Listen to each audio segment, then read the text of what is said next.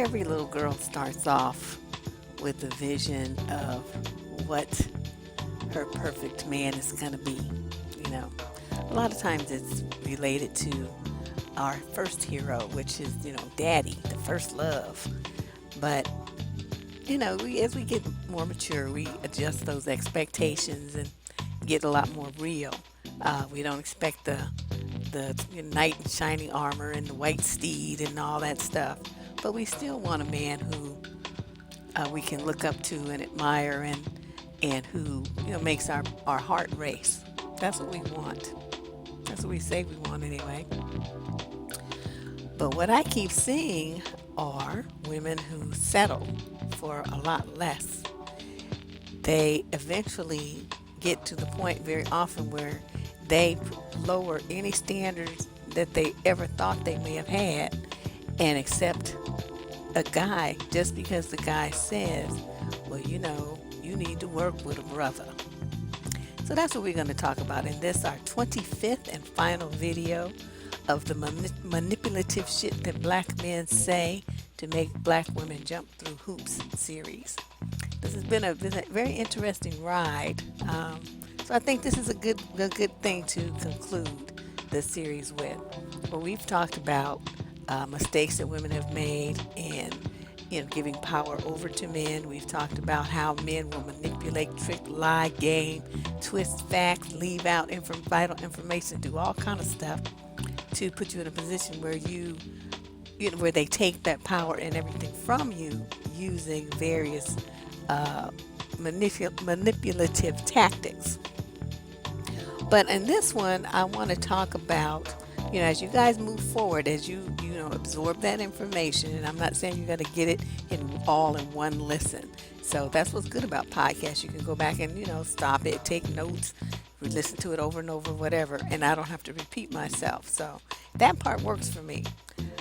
What I wanted to do, though, was make sure that as we move forward into the next series, that you ladies understand what standards are, boundaries, and how you're guilt tripped and blamed into relaxing those or eliminating them altogether in order to get these guys to get into your lives. You have got to maintain your standards. Now, every woman's standards are different, so a lot of these you guys need to raise yours because you don't really have any. You just like, if he's breathing and he says he likes you, well, that's good enough for you. That really, you got to really think about what it is that if you have that kind of man in your life, what are you giving up? What are the benefits?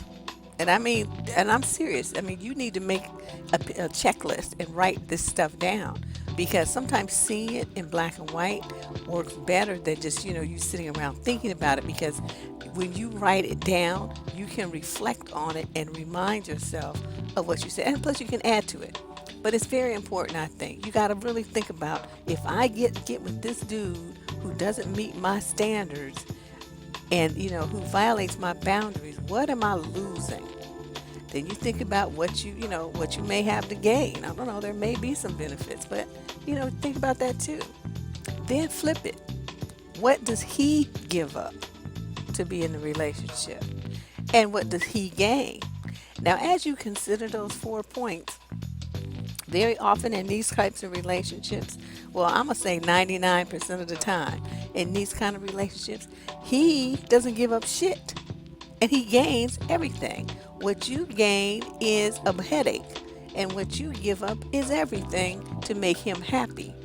So that's what we're going to talk about. I'm going to really kind of delve into this. So I'm going to try not to make it too long, but this is important.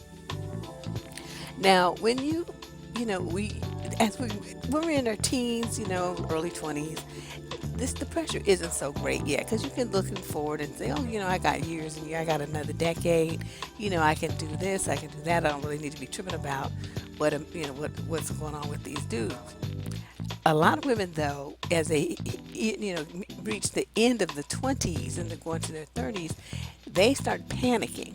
they start thinking, oh my God, pretty soon I'm going to be too old and I won't be able to have a baby and, blah, blah, blah, all this stuff. And they just start getting like this sense of desperation. You can almost see it in their eyes. So any standards that they used to have, they relax greatly and start affiliating themselves with knuckleheads. So these guys are a joke. They don't have any of the qualities, or very, very few, that the woman claims that she's looking for. So how can you tell that you've, relaxed your standards? Let's talk about what some of the standards are. Because I think the foundation is basically, there has to be a foundation of these four things for any relationship to work. Number one, you have to be attracted to the guy. Um, I think a lot of men think, if they consider themselves to be, quote, a good black man, end quote, that is good enough and it has to be good enough for you, even though he might look like a troll. You know, excuse me, when a woman is going to be committed to your behind for months and years, decades even, she has to be attracted to you just like you have to be attracted to her. Sexual attraction is not only in man's court. We have to have that too. A woman who's not attracted to her man will not want him to touch her, will not want to kiss him, will not want, to screw him, nothing. I mean, she just like repulsed. Or she's definitely, she does it just out of a sense of obligation. But she's not really, like, really there because she is so attracted to him. She can't wait to touch him and kiss on him, sit on his lap, rub all on him, pat on him, all the stuff. And be all up under him all the time. That's how a woman is when she's attracted to you. If that's not the kind of thing that you have, ladies, you're just trying to force it because of some other external qualities, that relationship is going to fail. Let's just be honest. So that's number one. You got to be attracted to the dude. Number two, you must have a man that you can have fun with. I mean, paying bills and everything is great, but does he make you laugh? Can he, disperse stress with a well-placed, witty comment? I mean, does he make funny faces? There has to be something there. He's got great insight into stuff.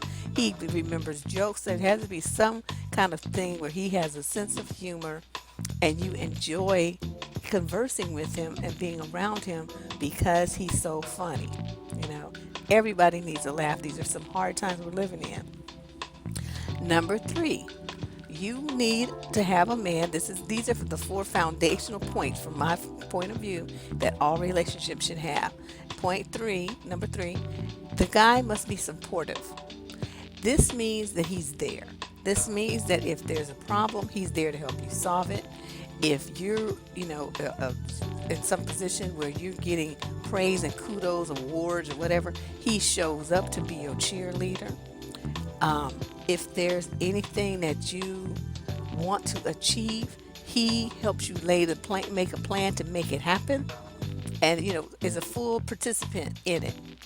That is what you have when you say you have your back. That's what a supportive mate does. And so you never have to really worry that you're going to be doing stuff in your life all by yourself, that you're going to be abandoned, and that you're going to have to find a way to solve all your issues and all your problems all by yourself. If you have to do that, then what do you have a man for that you call your man? He's not. He's just there for some other stuff, but you can find those reasons in the other 24 videos. The final thing in the foundation is that your man must love and respect you, not just love, because love, people say they love you, but that's kind of iffy. You want the love to be reflected in action, and you want that love to be demonstrated with respect. Respect for your thoughts, respect for your opinions, respect for your body, respect for your feelings, all of that, okay? The love that he claims he has needs to be tangible, not just lip service. All right, so to me, those four things form the foundation for any sensible, loving, long-term relationship. On top of that, you can add things like, some people have, the sex or same religion or, family values that they like to be in sync, things like that. I mean, all that's on you. I'm just talking about the foundation because what you build on top of the foundation, that's your choice.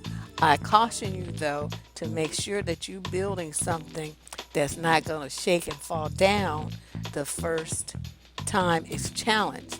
And those are the situations where women get into where they're giving up too much and accepting bullshit, calling it a relationship. Now, what are those ideas? Some of those thoughts? If you have a man that you feel like you have to hide from your family and your friends, you're not going to bring him around because you're afraid of what he might do or say. He may embarrass you, humiliate you, make you look like a fool. That means that you have relaxed some kind of standard to have this man in your life. You may feel like, well, I could teach him this and that. No, no, no, no, no. That's what you do with pet dogs. You train them. You do not train men. Which brings me to point two, that you want him to change. If you're in a relationship with any man that you feel like is not really, really what you want, but you're going to try to, change him and mold him and, develop him and all this stuff. You're going to do all this work to make him a better man. You with the wrong dude. You have, again, relaxed some boundaries and relaxed some standards and selected a knucklehead that you feel like you want to, quote, give a chance to. Number three, he is verbally or emotionally abusive. And you will hear put downs, name calling, snide little innuendo about your achievements, your body, or something like this. And what I have found is a lot of black women will brush that stuff off.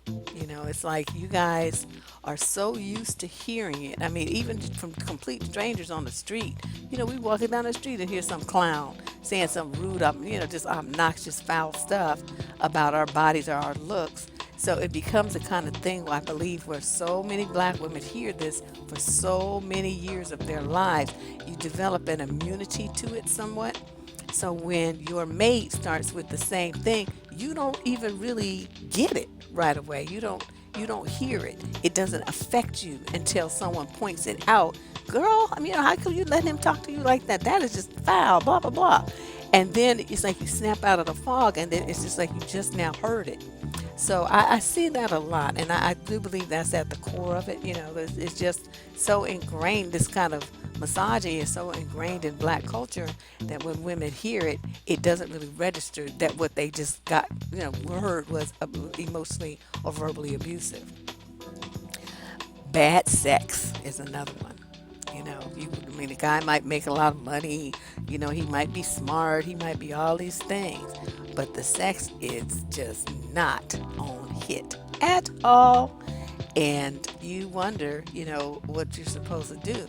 But then you feel like, well, all your friends and your family, everybody's like, well, but that's a good man, you can teach him how to do, but you can, you can use toys, you can do this. So they try to get you to like sacrifice that aspect of your life in order to keep this man in your life. Again, the pressure to accept a knucklehead, work with a brother, and choose a man based on his potential. So that's essentially what's going on here. The potential for him to someday be a good lover. Well, he may not ever reach that potential. Now what? We'll talk some more about potential in a minute. How about if the guy is not affectionate? You might be one of those kind of people that like what I just mentioned earlier. Sitting in your dude's lap watching TV, all cuddly buggly on the couch or something, and spooning in bed. You like that physical contact, but you have a man who doesn't want any of that with you.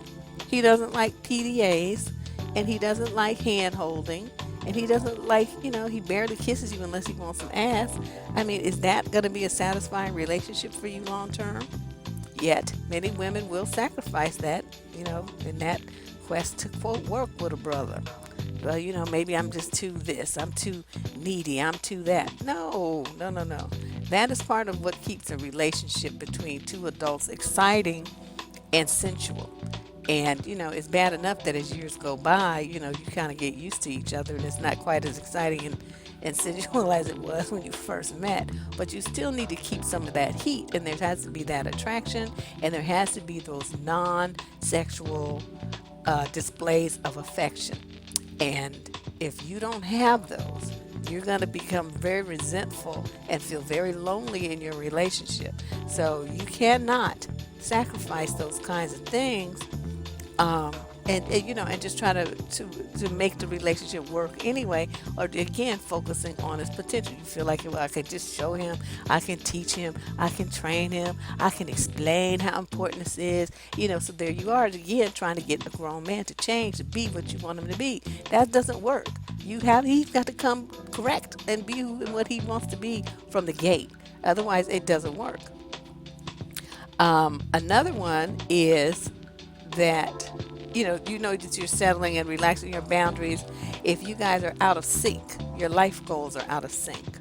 You want to do things that are active and exciting, and he just wants to sit at home and watch TV with the remote in his hand. There's going to be problems there as you grow and expand your boundaries, and he doesn't. You as a couple will be out of sync, and you'll outgrow him.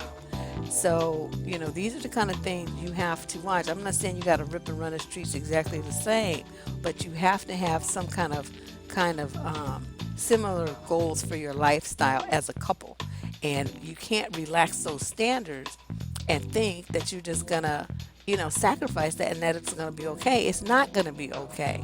These, I think, are some of the things that people ignore, which is why they be back, in divorce court so often. These are like, even though they may sound like they're not a big deal, if you can't even have a friendship with someone, like a girlfriend, that doesn't have these components in the relationship. So I'm really trying, I don't get what people be thinking. And, then you start adding sex to it and trying to be married and raise a family and stuff. Your standards have to be even higher, not lower. So you ladies, we got to flip this around here.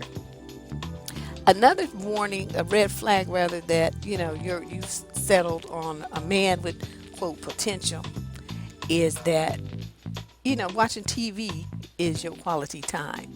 No. No. You guys have to have more, interaction with each other than that. That's two people in their own worlds absorbing something, displayed by a third party. And there may be a few minutes of conversation during the commercials or something, but in general, you're zoning out in front of the TV, and this person next to you is doing the same. That's not quality time. Another aspect of this is if you feel like you're doing all the work. You're doing all the work to set up dates. You're doing all the work to make the relationship fun. You're doing all the work to, make things romantic.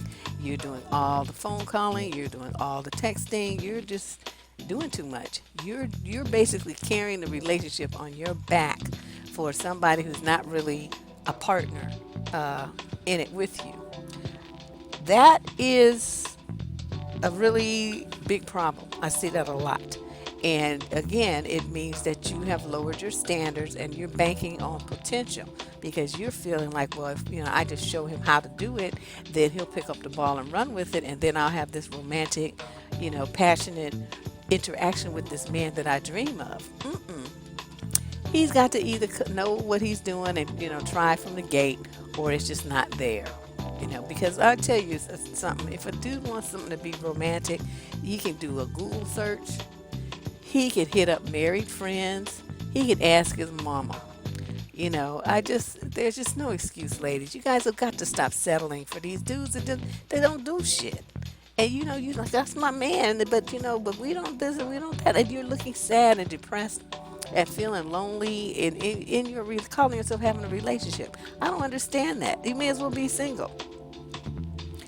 If you feel like you want to cheat because your relationship has deteriorated to the point where you feel like none of your needs are getting met, so you want to get them met somewhere else, that means you settled.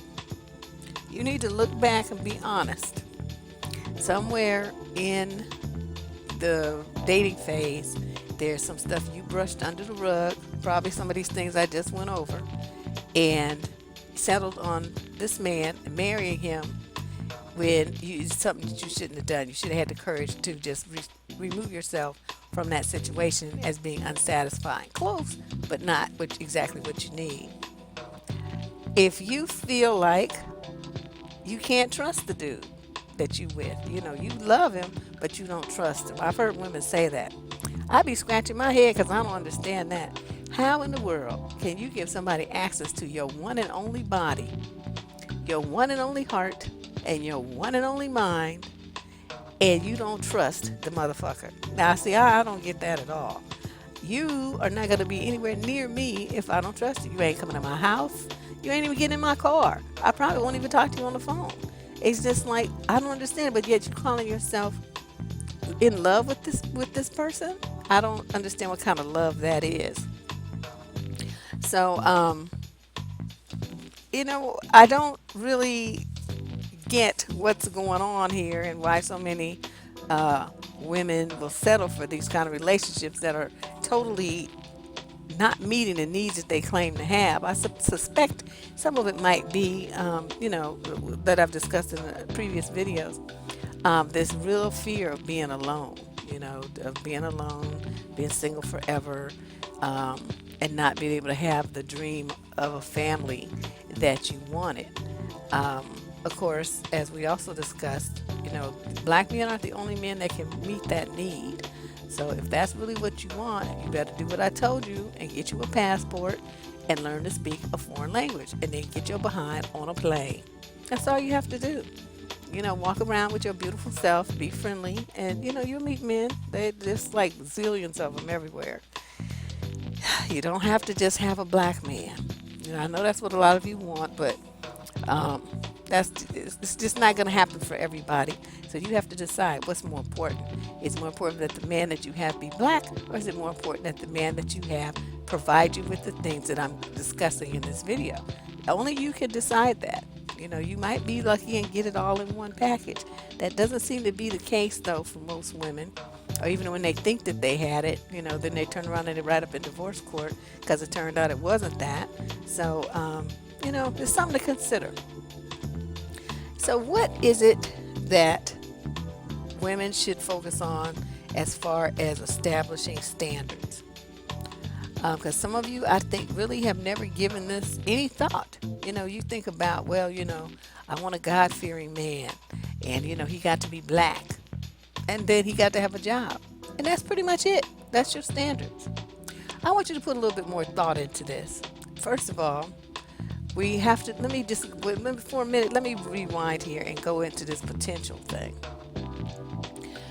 If you are a teenage girl and you're dating a little, 17-year-old boy, you can consider his potential. He's headed off to college. He got a scholarship.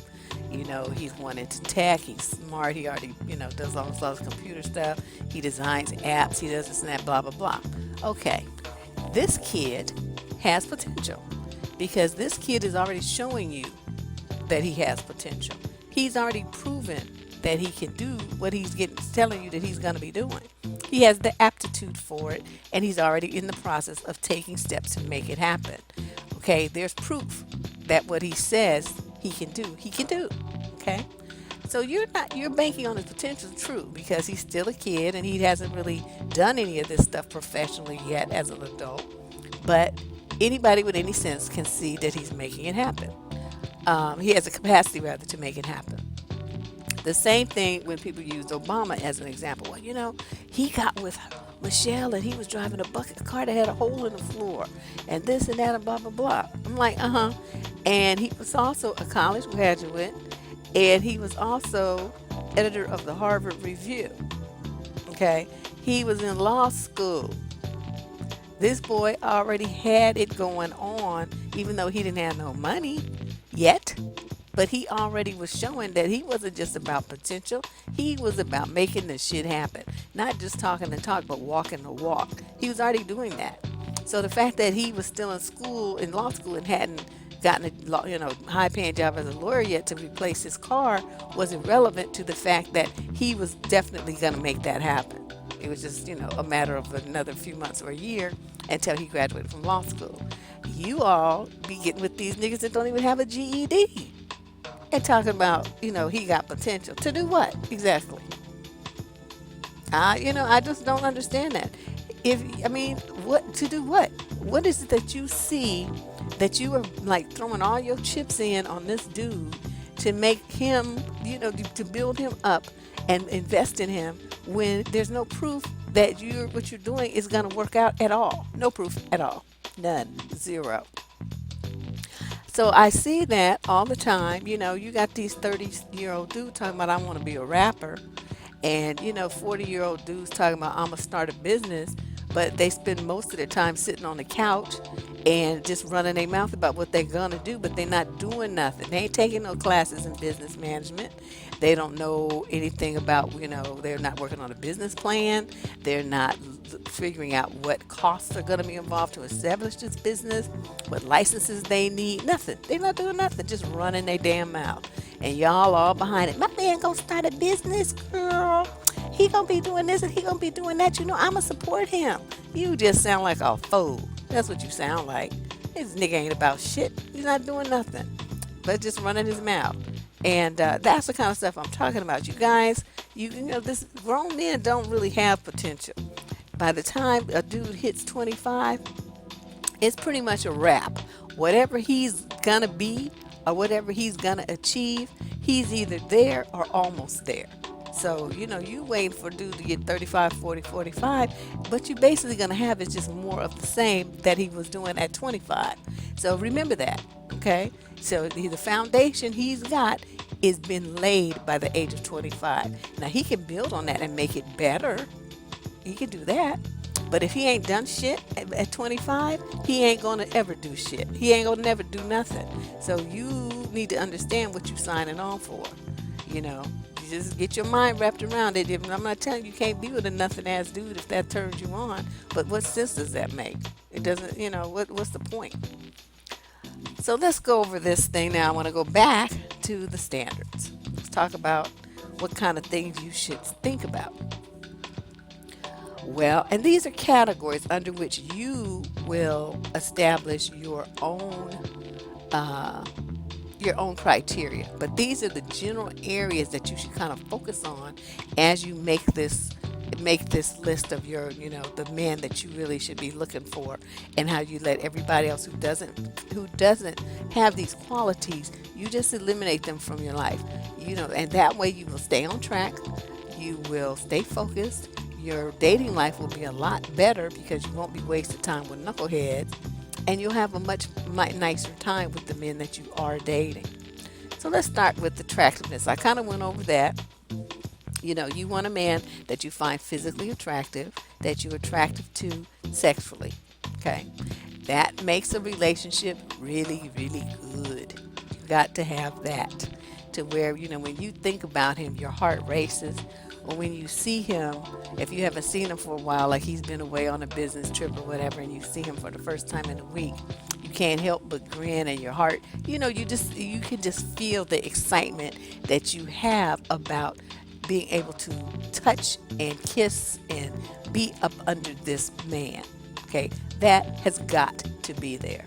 You cannot have somebody who's a gremlin and you just trying to work with the brother, and because he's a nice dude, and you trying to make it work because you want to get married and have some kids, but you can't really stand him, and when he comes around you're kind of bored with him and you're always snapping at him because he doesn't really satisfy you. That's what you're setting yourself up for, and then you're going to be in divorce court. It makes no sense. So look for a guy that you are attracted to physically and sexually. Okay, whatever your standards are there, that's you. But these are the general categories that you should be thinking about when you're establishing your boundaries and standards. You want to have a certain income level.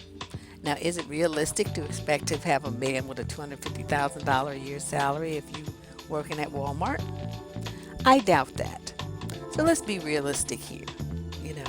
Now, if you're still a student and you're headed to medical school, grad school, whatever, that's different. You might have different standards once you finish your school yourself, but it makes it very difficult for you to demand to have something as far as income that's so far out of your league, it's not even funny. So, I caution you to be a little bit more realistic there. If you're raised middle class, you'll probably get a middle class or upper middle class dude because you'll have more in common with him um, than somebody who has, like family wealth in the billions or something. So, I mean, it's something to think about, but, make sure that you have some standards there as far as what his income level range should be. If you're not going to have any, then you're going to get some unemployed bum who, sells incense on the corner and, sells watches that's from the booster. And then he comes in with $20 and think he's done something, But you got to really think about that. Also consider educational level. Now, this becomes an issue in that there is basic innate intelligence where people don't have formal education. They can run circles around some people. So to pay attention to that as well. However, if you have a value where formal education is important to you and to your family, and that's something that you want a value you want to raise your children with, then the innately intelligent guy who is really down on formal education is probably not a good choice for you. He's a smart guy, but he thinks going to school is stupid.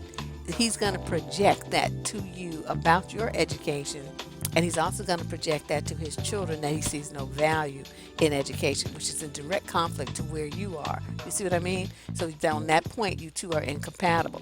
So you have to consider, I'm not saying you a PhD, you got to have a dude who's a PhD. What you have to have, though, is a guy who respects the hustle and expects the value of a formal education. Even though he may not have one himself, he definitely wants his children to have that opportunity. Okay, so then you guys are still on the same team, even though he may decide to go back to school, once the kids are older or whatever. But he at least respects it and is pushing his children in that direction. That's what you want. How's your communication? Think about that. This is a big one because people have such poor communication between the two of them. It's just a nightmare. Any conversations that they have are, it's like a struggle. It's like, people misunderstand. They take things wrong. There's always some conflict or bullshit coming up. What you mean by that? All that kind of stuff.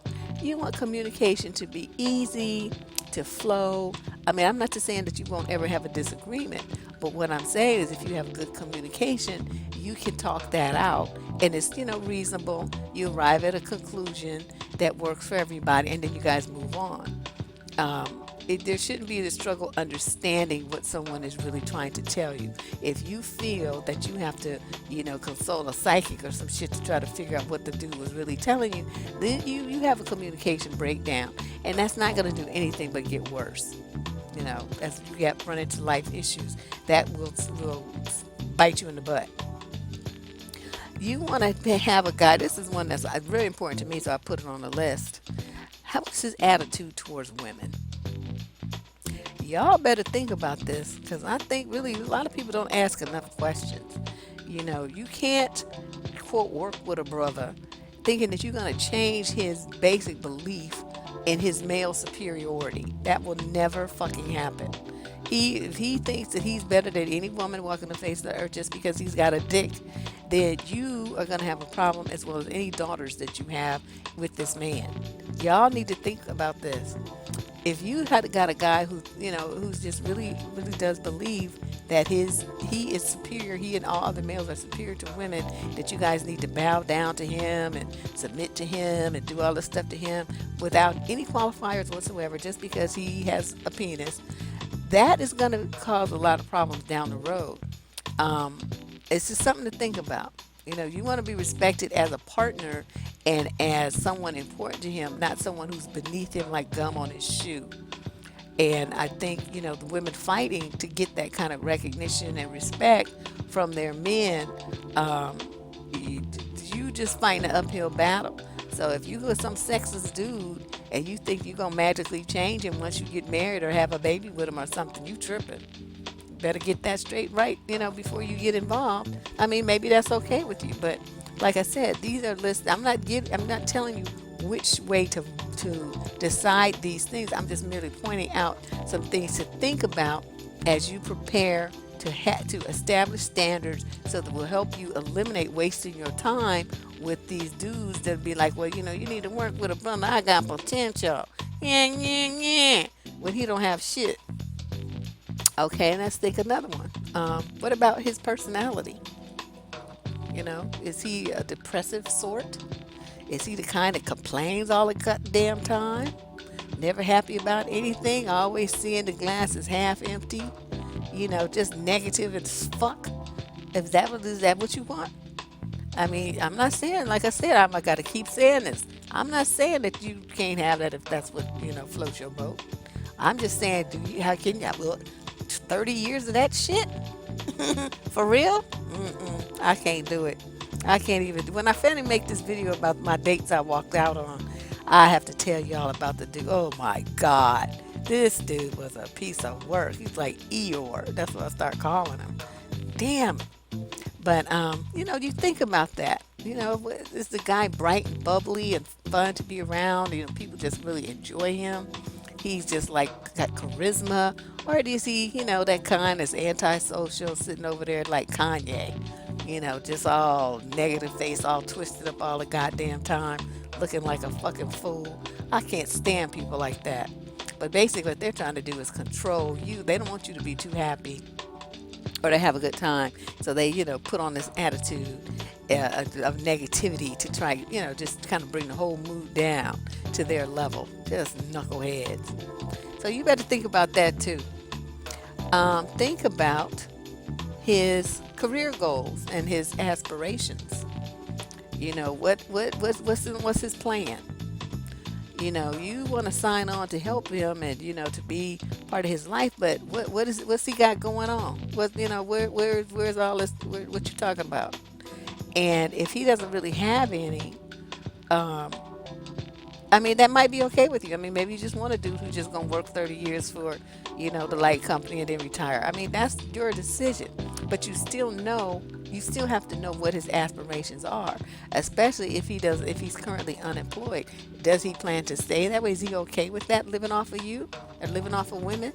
I mean, get real clear on what his plan is and where he's trying to go in life, where he sees himself the next 5, 10, 30 years. And make sure that's a place you want to go. I think another one to consider that's extremely important too is how he treats you. As you imagine yourself in a relationship, just, do this visualization. As you imagine yourself in a relationship, what does that look like? What does it feel like? What kinds of things are you doing with this man? Let your imagination run wild and write it down. Because I think a lot of black women are afraid to dream big. They feel like the black men can't make those dreams come true. So why have them? I say that, again, you don't have to limit yourself to black men. If you can find a guy who can make your dreams come true, you better snatch his ass up. I don't care if he's green with pink polka dots. You know what I mean? You're just going to have some little spotty kids. You live. You'll be all right. So, yeah, those are the things I think that are the most important. Attractiveness, income level, educational level, how he treats you, communication, his attitude about women, personality, career goals and aspiration, and then his family values. What's going on there too. Does he want kids and is family important to him, or is he one of those people who's estranged from his family, don't care if he ever sees them again in life? Whereas you like to go to your mother's house, talk to your mama every day, and go to her house at least once a week for dinner. So you guys got to be in sync on these things, and there's nothing wrong with these things. You cannot put yourself in a position where you compromise these things that are so important to you that are you depend on for long-term happiness and satisfaction in your life, just to say that you have a man. Because let me tell you what's going to happen. All you women who give in to these kind of pressures, they're like, well, your standards are too high. You get to get realistic. You just tripping. That's why you single, because no brother can meet them needs and them standards, blah blah blah, right? So then you start feeling confused. You start feeling guilty, like, okay, maybe I'm trying to be a prima donna, this and that. You start doubting yourself. And in the meantime, what these dudes do is put you through the ringer, right? So you get with the dude thinking that you're doing something good, lowering your standards, and just giving a brother a chance, to prove himself. Inevitably, it's not going to work, right? And guess what? You're going to be blamed for that. Well, you should have picked better. See, so on one hand, they tell you to pick, not to lower your standards and pick from some dudes that you don't really want. They don't really meet your standards and don't have you relax your boundaries and accept this dude and work with him, right? So then you do, trying to be, just not try something new. You try something new to see if this is gonna work. Then it doesn't work, and then everybody in the black community turns around and blames you again. Well, see, that's why you picked the wrong band. That you always like them thugs. You only like them chumps. You don't pick a good black man like me. So it's like you can't win. So in a situation like that, since this is our reality, ladies, what I say is go for what you like. Fuck all these people. Fuck them in their ass with their opinions about it. Don't listen to shit they got to say. You make your list around these points that I brought out in this video, and you choose the man who's going to work best for you. Stick to your guns. You don't owe a motherfucker nothing. Your ass is not the EEOC. This ain't the Equal Opportunity Commission. Okay? You have every right to decide who comes into your life, who stays there, who you have sex with, who you have children with, who you interact with, who you let get into your mind, your heart, your body, your wallet. That's all your decision. And I caution you, as you go through life, not to let people pressure you into accepting bullshit and calling it your man. That is going to be it's going to be, as they say, all bad for you. All right. My name is Deborrah Cooper. I am the advice columnist and blogger on survivingdating.com and askheartbeat.com. This video concludes the 25 video series, Manipulative Shit That Black Men Say to Make Black Women Jump Through Hoops. This hoop here is a big one. The hoop where you just accept anything to say you have a man and relaxing all your boundaries, all your standards. I don't want you to do that. All right. I have really, really enjoyed this, sharing all my thoughts and insights with you. I hope that you continue to follow the channel. I've got a lot more good stuff coming up. We'll be analyzing some dating habits of single women in the next series that will be for September. And I don't know what I'll do after that. I'll figure out something. But I've really, really enjoyed this. Thank you for listening. Please, share the videos with your friends and make sure they get up on these games as well. Don't be selfish. Don't be trying to keep all the good info just for yourself. Don't be like that. And you guys visit me on the blog, Surviving Dating and AskHeartbeat.com. And I will check you guys out very, very soon. Bye-bye.